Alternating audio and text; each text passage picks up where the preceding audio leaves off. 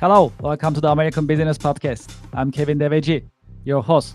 I'm welcoming you today's American Business Podcast episode. We are excited to welcome you, episode 53.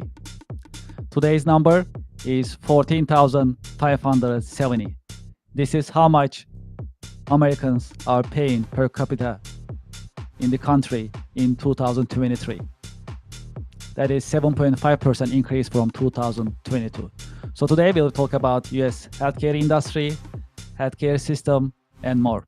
So to get the conversation started, I'd like to welcome our guest, and we can start chatting and conversing. Hello, Jacob. Welcome to the podcast. Hey, Kevin. Yeah, thanks. Thanks for being with us. How is your week going so far? I appreciate the invitation. It's going well. I'm glad it's the weekend. Although it's really hot down here, so Yes. I'm in southern Alabama. It's ridiculous. Oh wow. Okay. Yes. Well, so in New York metro area, it got a little cooler earlier this week, but today is also hot for this area. But still, Mm, in New York metro area, summertime is good to have fun and go around. So far so good. Especially today being Friday, no mm, complaints. All right, sounds good. Well, maybe if that's okay, we can get the conversation started. sounds good. Yeah, sure. As a start, would you please introduce yourself and your organization to our audience and to our listeners? Yeah, I'm Jacob Kendall. I technically Dr. Jacob Kendall, but I really just prefer Jacob. And I prefer to have my hands in multiple cookie jars, which is what I do. But most of what I spend my time on is around health advocacy, helping people navigate our very inefficient healthcare system. I've had two open heart surgeries in complex medical needs. I've been a caregiver, and my background is in gerontology. So I just kind of combine all of those things together. And my business is a smart patient, and I do things related to that. Yes, appreciate it. Well, how did you choose your career? Well, I certainly did not choose to have a congenital issue that required two heart surgeries. That I did not choose. I've obviously gotten a lot of insight and wisdom from those experiences, but damn, it is really expensive wisdom. Uh, as far as the formal training and background that I have, I've always wanted to be interdisciplinary or multidimensional or polymathic, whatever term works best. Interdisciplinary is an academic term, and I come from academia. I was a professor for a few years, so I knew I much prefer to connect the dots between different industries or subject matters rather than dive deep into any one of them. I am unabashedly a jack of all trades rather than an expert of one. Um, and I tend to be more. I have a social work degree, but I never wanted to go into therapy. I'm way up here in macro. I really love examining epidemiological and demographic trends and comparing countries and different populations and whatnot. So those are a few things that explain how I am where I am now. Mhm. So when you think about your day-to-day experience at work or your work, what are the challenging and exciting parts that you can share with our audience? As a business owner, it's up to you to decide what you got to do, what you need to do. And I have not mastered that yet, but I have definitely gotten better. Because you have all these things, all these shining lights around you, and you can't possibly do all of them. And so I have to decide how to split my time. I do a lot of networking, a whole lot of networking. I do some writing, and what I like to do the most is speaking gigs. And so when I can get a speaking gig, I do those. I think I answered your question. Yes, yes, absolutely, and especially you mentioned networking. That's really exciting. And some of our guests before in our podcast, they also talk about the importance of professional networking and being out there in the market and meeting with other professionals, sharing professional insights and contact information, and finding ways to partner with other professionals to create synergies. That is I also experienced it myself as a active networker myself, and also I'm glad that you mentioned it because I love our audience to hear this, because we have a mix of audience professionals, seasoned Mm, professionals, as well as the next generation. And I'm yeah. glad that you mentioned the the business networking. Just a follow-up question to networking. How do you find venues or organizations to network? It's I spend most of my networking time on LinkedIn. That's where I'm most comfortable. That's where my largest network is. I'm almost to 10,000. um, and I just do a lot of kind of following the breadcrumbs, honestly. I connect with individuals, I have conversations with them. I post myself, I engage on other people's posts. And I always ask people, hey, whom else in your network do you recommend I connect with? Um, and locally, I'll connect with organizations like healthcare organizations or organizations that serve older adults. But, as a gerontologist, yeah, I would say a lot of it is on social media for sure. Yes, you also mentioned earlier about advocacy about healthcare to businesses as well as individuals. Can we talk about a little bit about the U.S. healthcare industry? Uh, We have a mixed audience. We have a lot of listeners and viewers in North America. We also have a massive number of international viewers as well. So mhm. let's take it as an opportunity as a as an education to entire audience of ours for those who are not familiar with U.S. healthcare industry. How do you see the U.S. healthcare industry nowadays? What are the challenging parts that people and individuals should pay attention? You got me for 30 minutes, right? All right. Okay. Take your time. No, I will just give I'll say a couple of things. There's obviously, I could Appreciate it. teach a semester long course on this, and of course, I've lived it myself as well. It's just really, really, really inefficient, and I think this is what we get when you treat human bodies and their health like commodities to be traded, which is exactly how it is. Our healthcare system is just as capitalistic as the automobile industry is, and I don't think that it should be that way. To my knowledge, most, if not all, other industrialized countries have something much more akin to like a nationalized healthcare, socialized medicine, and we don't. Um, and we also are behind all of those countries and even many middle income countries when it comes to life expectancy and other health outcomes. And I bring this up when I speak. When I was a professor, I brought this up, and I just don't know how anyone can interpret that other than that we should be embarrassed and we're not getting the best for our healthcare buck. When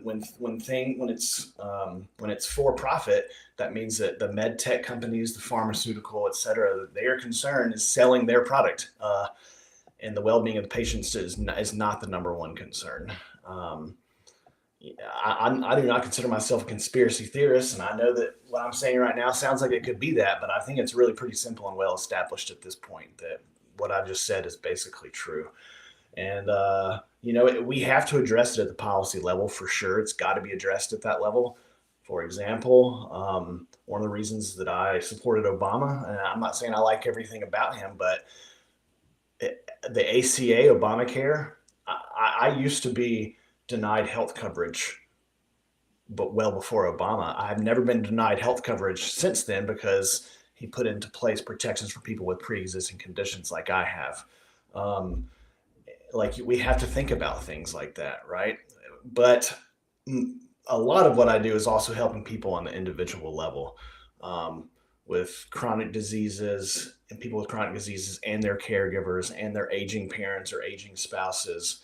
I've just kind of learned some tips and tricks along the way from my own personal experience stumbling through our system, and I want to impart those insights onto other people. So I'm doing a lot down here on the individual level, um, but I also, want to be involved with those more macro things as well. And I don't. There's no way I can comprehensively answer your question in just a couple of minutes. It's a big topic, American I agree. healthcare. Yes, absolutely. And I'm 100% with you. I mean, one of the biggest issues that I am seeing is that the entire industry is running on the health insurance companies, and they are for-profit Yeah, organizations. And not only they yeah, are more for-profit, they are actually on the stock exchange, so they have to make profit. They have no other I choice to know, survive. I So know. the entire industry is profit-driven. That's what we are seeing. That's what we are experiencing. To support your point, because we all experience living in US. There is no one living in US not experienced it in some form, and if they haven't experienced so, they will, because this is health. I mean, this is not about poor or rich. Everyone needs Exactly. healthcare. This is just how Yeah. it is. We are humans eventually. So, well, in that sense, yeah, the profit-driven structure is the main problem. That's how it looks like. So the money first, profit first, and human comes a little later, unfortunately, Yeah. and that is the sad part. But just to your point, just because that's how it is, that doesn't mean we have to accept it, right? So at least we need to be educated about it. Put the word out, and then start the conversation going. So in that sense, I definitely appreciate that you're educating the community, and you sharing your insights with our audience today, and also in your community. Yeah, And for sure. I mentioned earlier today's number 14,570. That number is from 2023. So it's basically the number that on average how much an American actually spending for healthcare purposes. So this number is around $10,000. Sorry, around $10,000 around in Canada.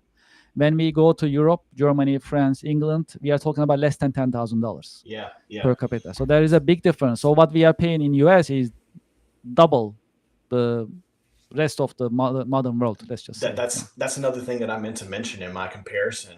Not only is it true that we're the only one with for-profit system, but one of my favorite figures to show is the life expectancy on the x-axis and healthcare expenditure on the national level on the y-axis. And I know you're talking about what individuals spend, and that plays into it, but there's also what we spend at the national level. And anyway, you put all that together, and the US is way over here in terms of spending more than other countries, way over here. But we have lower life expectancy than like 30 or 40 other countries, and that's a huge waste of money. I'm like, we can sit here and say, oh, we have a better healthcare system. And that's the interesting thing is we have some of the best biomedical research organizations in the world, but it's not translating to better health.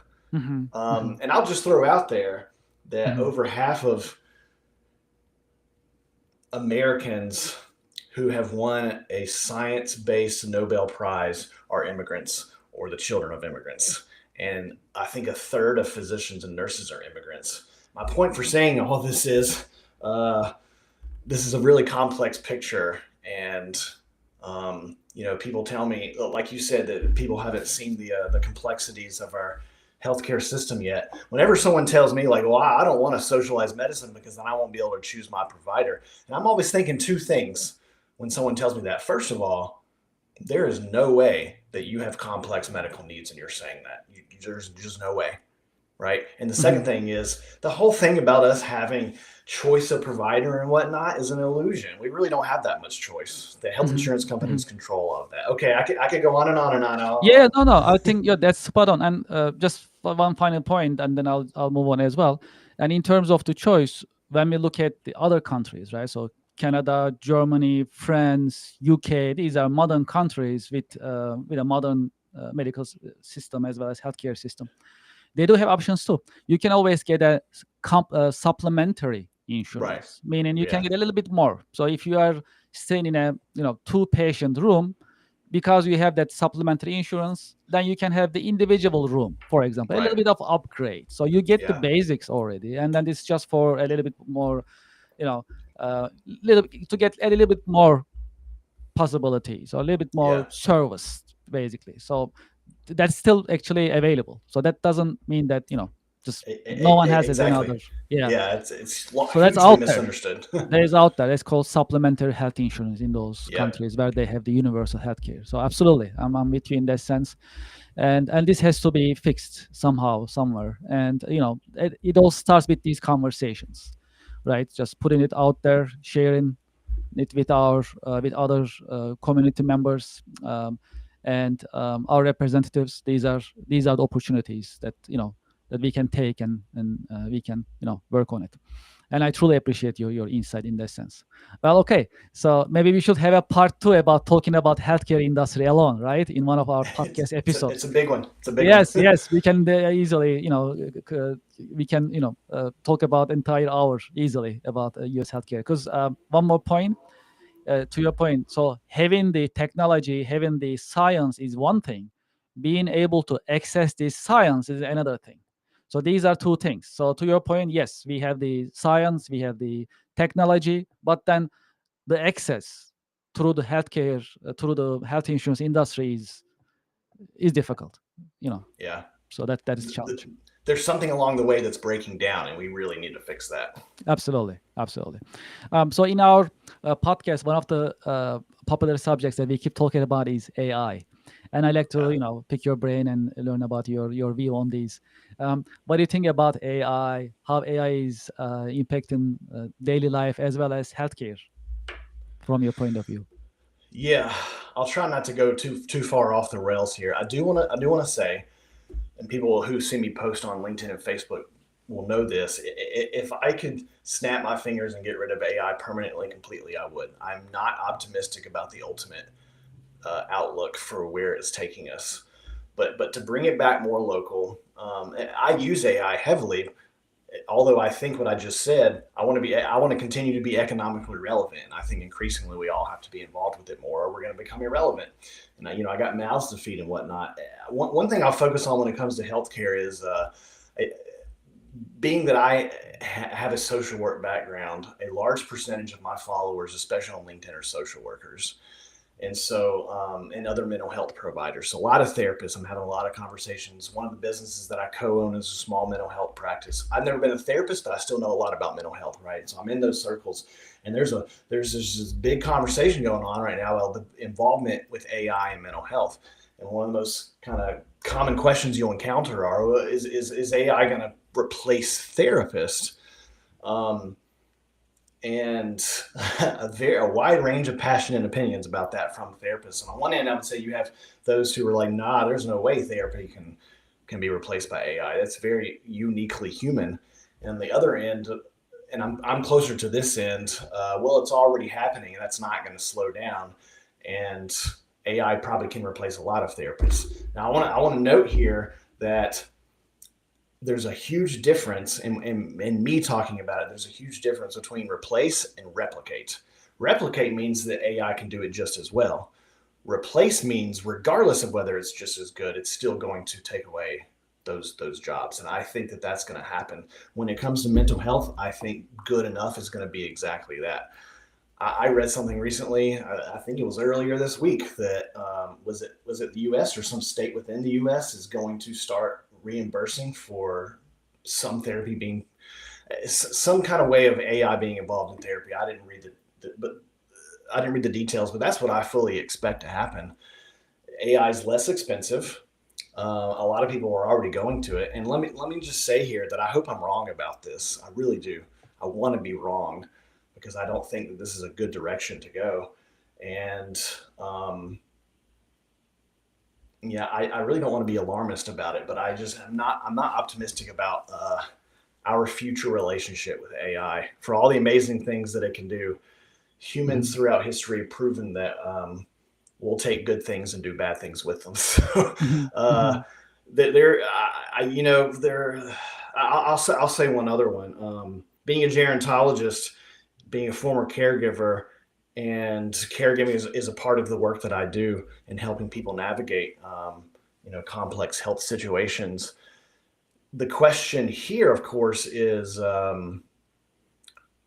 especially in the context of trying to push back against immigration, is who's going to provide for our older adults in an aging population, because a large percentage of home health care providers and a large percentage of staff, ancillary health staff who work in hospitals are immigrants. And it's just a fact that if we didn't have those immigrants, we would not be providing for our older population. You can look at a country like Japan, where they are very immigration unfriendly, very monocultural, and have one of the oldest populations in the world. And they are facing an aging crisis because their fertility is one of the lowest in the world. So they're not replacing the younger people. How are they going to provide for those older adults? And one thing that they've started to do is AI caregiving robots, right?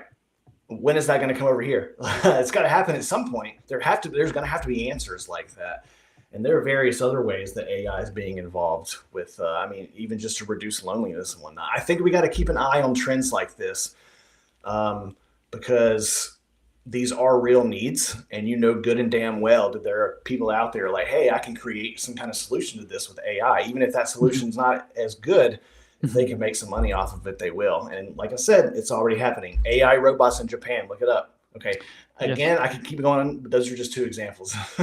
Yeah, absolutely. These are actually great points. So my expertise is actually AI powered software systems, and and I am in AI business myself, and I see it, firsthand what is going on. So this is just obvious to your point, and Yeah. we also covered it in previous podcast episodes with some of our guests.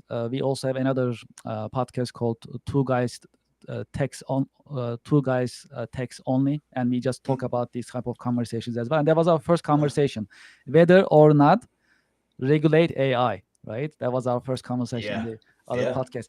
What is the regulation right now? None. So that what it means is, to your point, and uh, just caregiving is also part of the healthcare industry, which is completely profit driven, as we discussed earlier. Yep. Yep. Then how you gonna reduce the cost?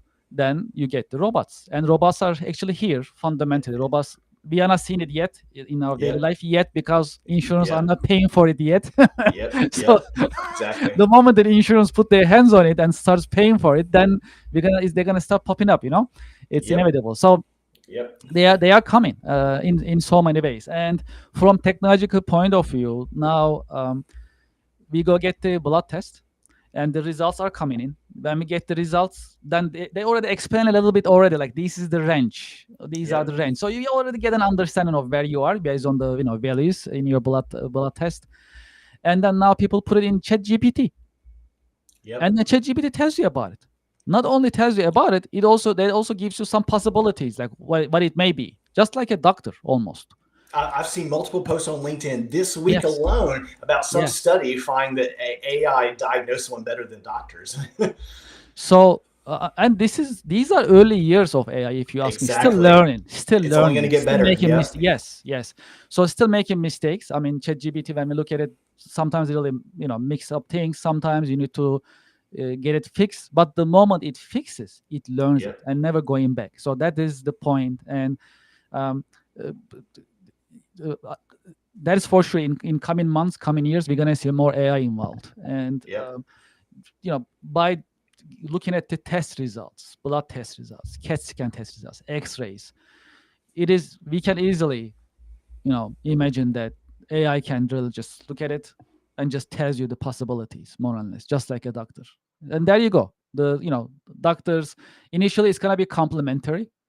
It's gonna complement the current system, and then it's gonna start replacing. That's what I'm thinking is gonna happen, unless there are regulations. It's because the moment thousands or millions of people start losing their jobs, then government gonna have to put a cap on these AI replacements. That's gonna be inevitable.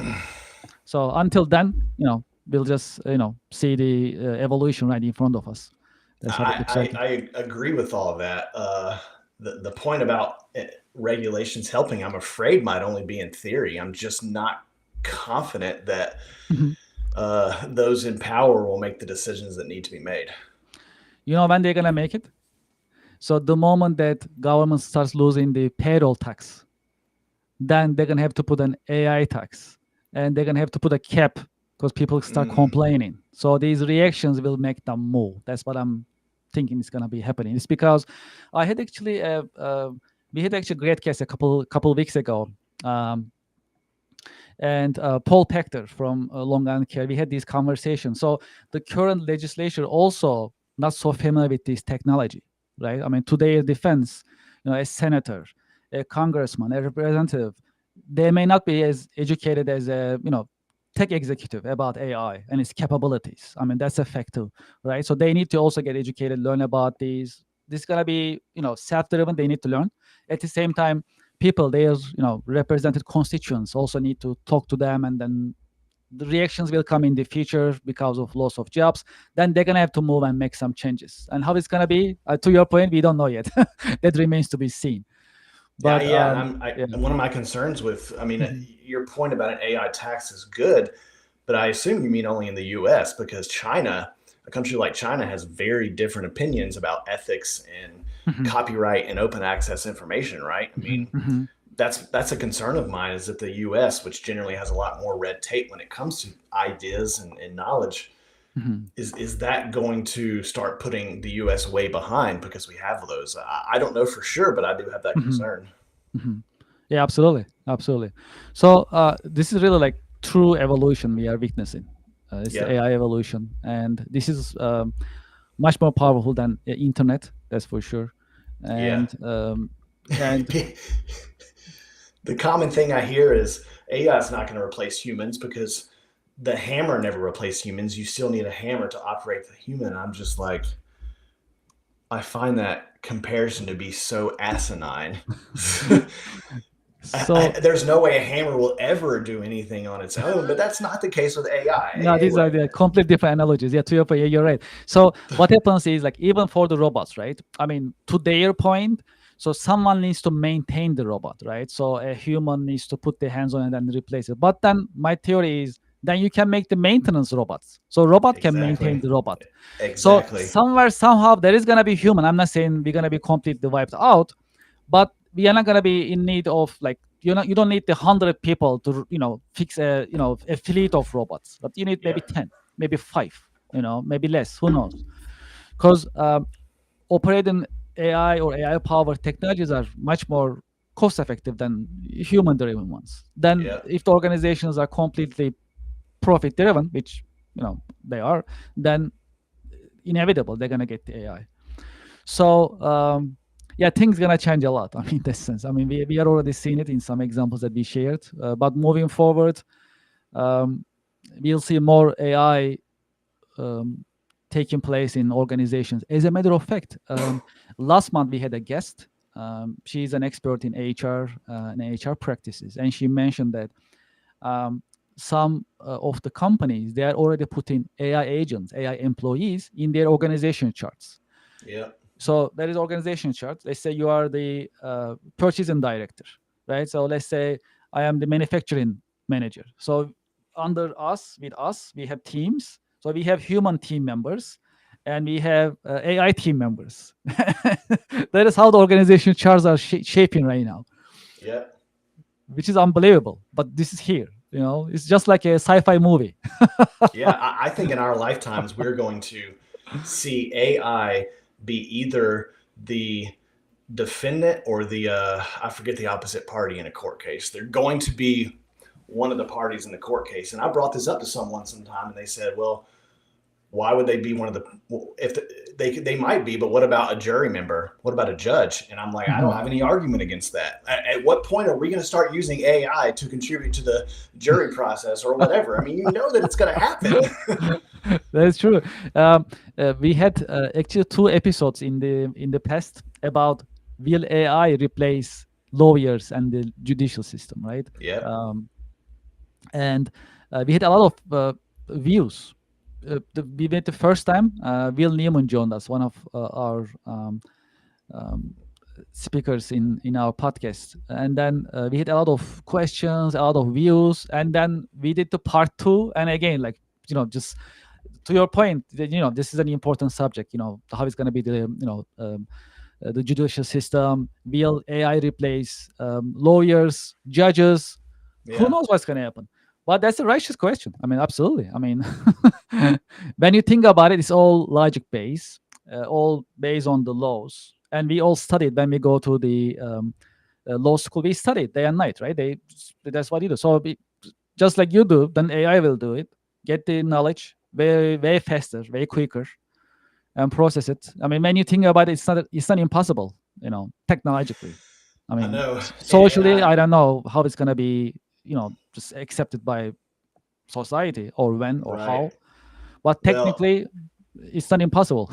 I don't want to open a new case. Well, I do, but I know we don't have enough time to. But I just want to Yeah. mention that an area where I think a lot of people think that it would be impossible.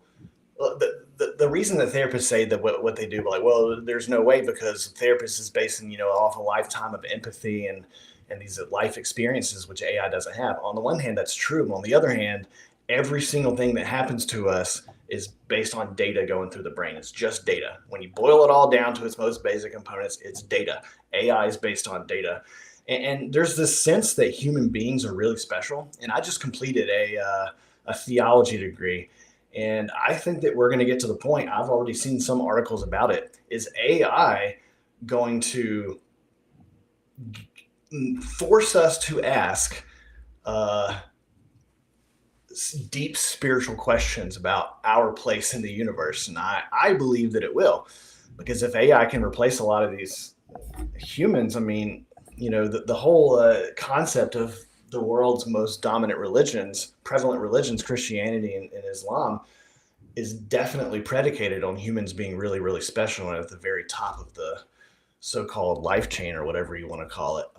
I just think the AI is going to force us to be asking some of those questions. And I'm not going to make a prediction what our answers will be.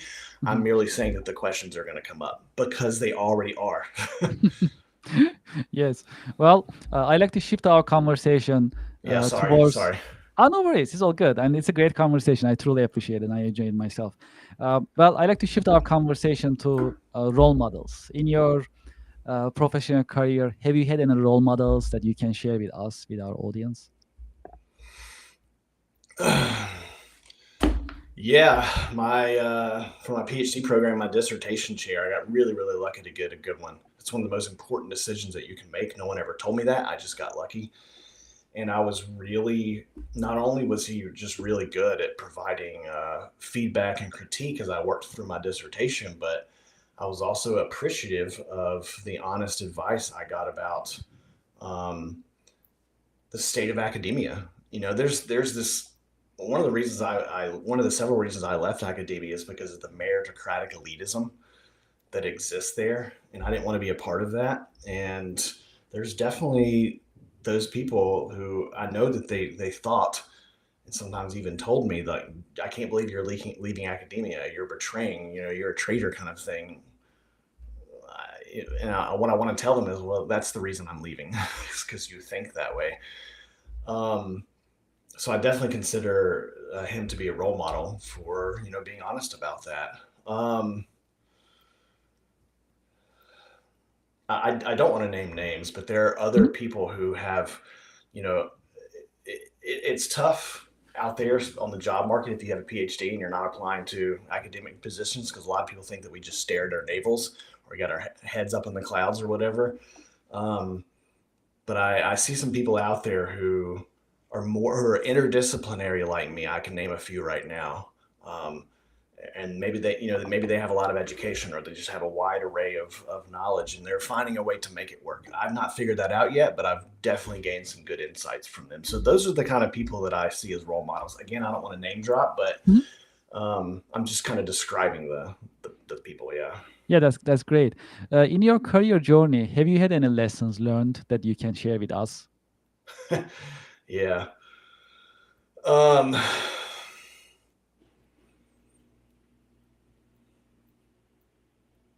I think it many people are going to be surprised about what happens to them in their career. And one of the hard lessons that I've learned, being someone who prefers to have his hands in multiple cookie jars, one of the mantras of business is choose one problem you're going to solve, one audience for whom you're going to solve it, and the one solution you have for them. That's been really hard for me to do. Um, but I have to keep on reminding myself, and I remind my clients and other folks as well. Just because you're narrowing in right now doesn't mean you're abandoning your other interests. It just means that this is the practical step you're taking right now. And there are all kinds of ways that we can embrace the different parts of ourselves. I mean, my original and true academic love is biology. That was my major in undergrad. I don't have any graduate degrees in biology, um, but like that's not a part of my profession right now. So I routinely read books about evolution and animal behavior and ecology, and I go bird watching, and I'm still exercising that part of who I am. And that part is no less important than the parts of me that are front facing, right? Um, this is one of the reasons I don't like to put my degrees after my name, is because my education doesn't define me. I define my education. Well, why is it okay to put MSW or PhD after my name, but I can't put father or husband or lover of Star Wars or birdwatcher? Those things don't make sense, but those things are just as important to me as my education is. So, just to explain to folks out there why I don't put my education after my name. Um, yeah, that's why. That's a lesson that I've learned is it's truly about being a whole person. It's so easy to get caught up in the silos of Mhm. you have this one professional identity, you do this one thing. Maybe that's what you look like public facing because that's how business folks like us often have to present ourselves, but that doesn't mean that's who you fully are, right? Mhm. Yes, I appreciate it. Well, when we look at just our careers in general, and to your point, having a business, running the business, and having all these responsibilities, these are hard, right? You put a lot of effort in it. You put your effort, your energy, your heart in it. Um, this is the question that we always get from our audience. So, how to stay motivated and inspired when working? I have started and ended a couple of businesses already. And I knew all along, or one of them I ended, and another one is just very passive right now. I just created an online course. That's most of what I do. Um, and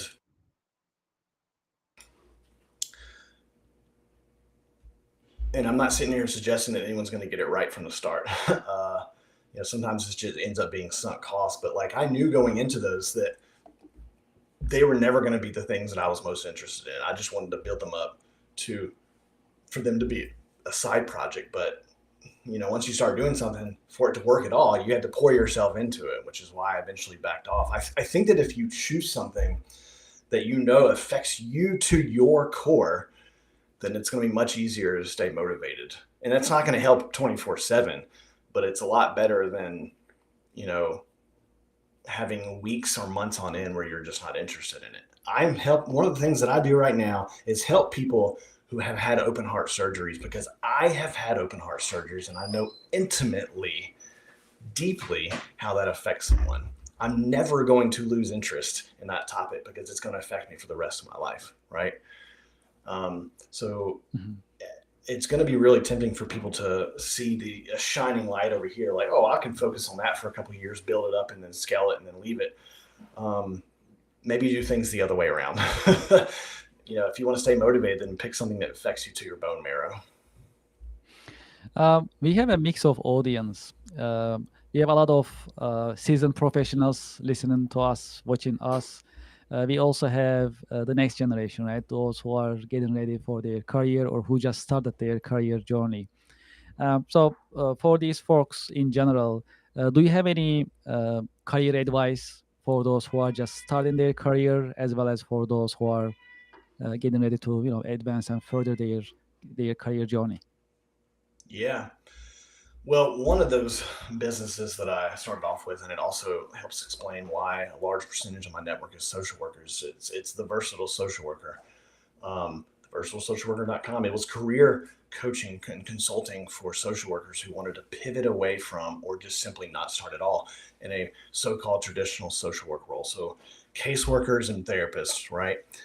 What we're seeing right now is a huge trend for people to uh, pivot away from that, or if they're coming right out of school, to not even go into that in the first place and do some other job that's not typical for someone with a social degree. And I'm all about that. And so what I would do is help them with their resume and cover letter and pivot and market their transferable skills. And so one thing I would say, whether you're a new professional or a seasoned one, especially if you're a seasoned one who wants to pivot to another career, um, then know that your skills are transferable, but you're probably going to have to use a different language to talk about that.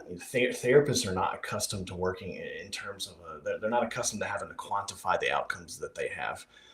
That's one of the things that I get the most pushback on is, well, I can't prove that I'm good at this in numbers. I'm like, no, you can. You're just not used to it. So, um, you know, eh, you just have to use a different language. You got to speak the language of your audience, know thy audience, right? But you do Mhm. have the transferable skills. You have those valuable skills. It's just a matter of um, pinpointing them with razor sharp precision to the specific audience that you're talking to. And even if you're not on the job market, anyone who has written a grant proposal or a research manuscript, you got to use precise language and you got to prove that usually with the dollar sign in front of it, that this is going to have some kind of impact that it's worth investing in.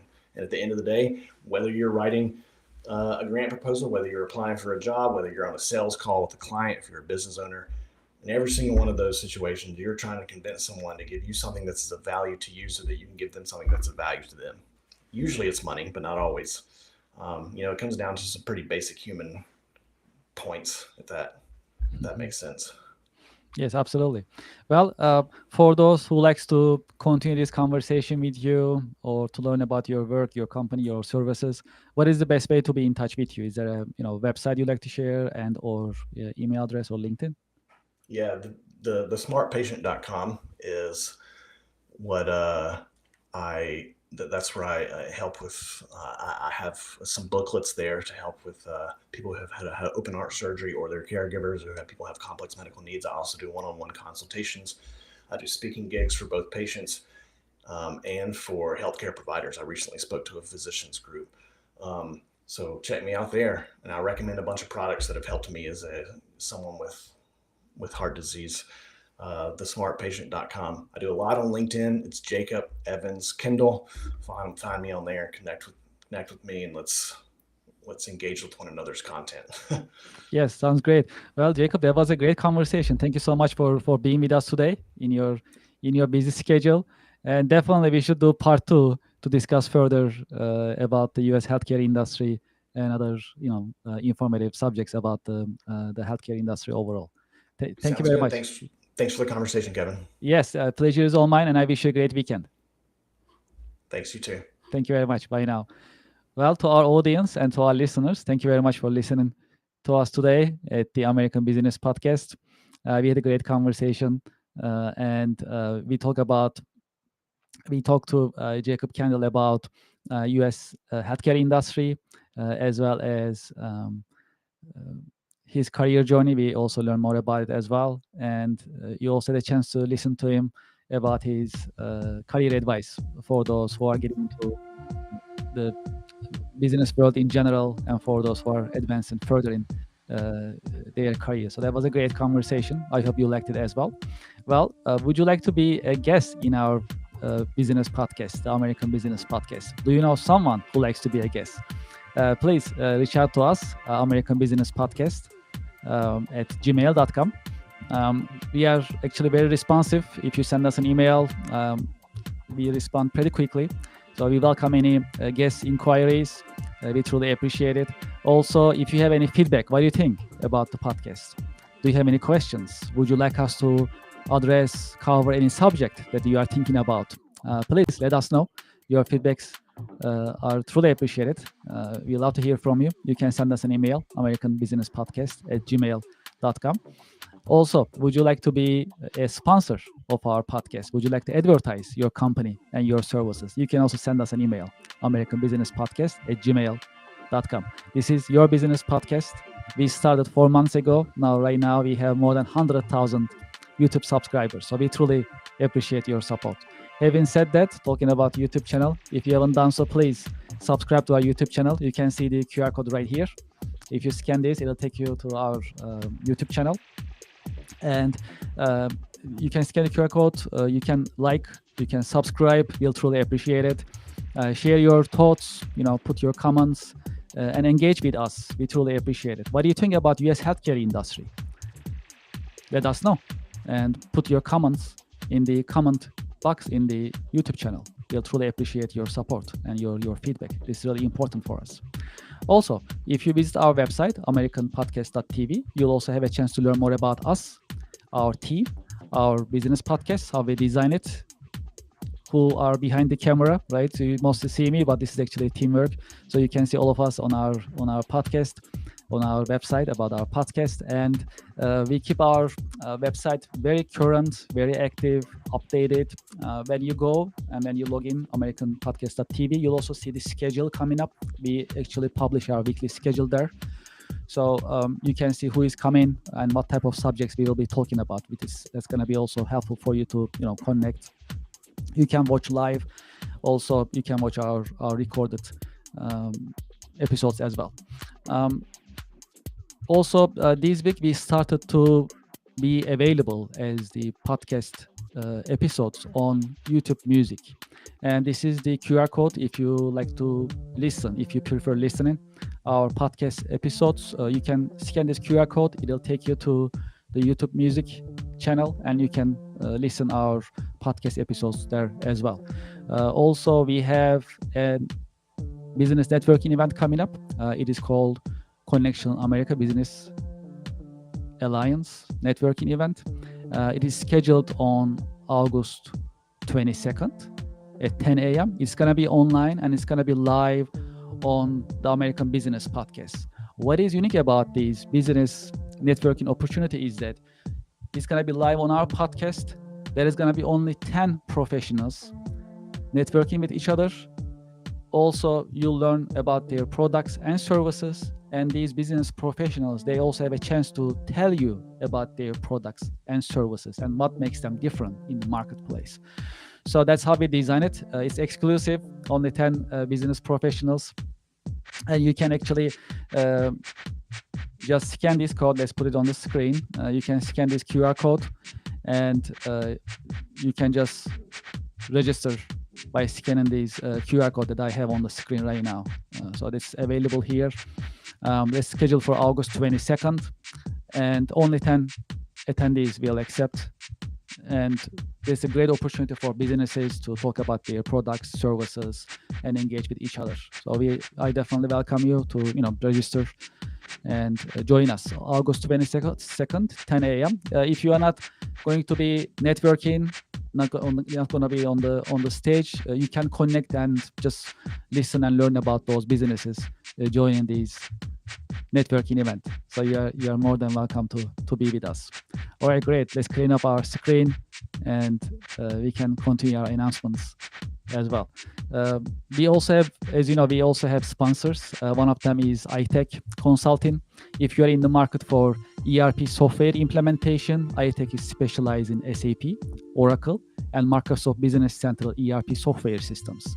They do ERP software implementation, configuration, training, integration, and support. So all these services are provided by their staff that they have it in their company.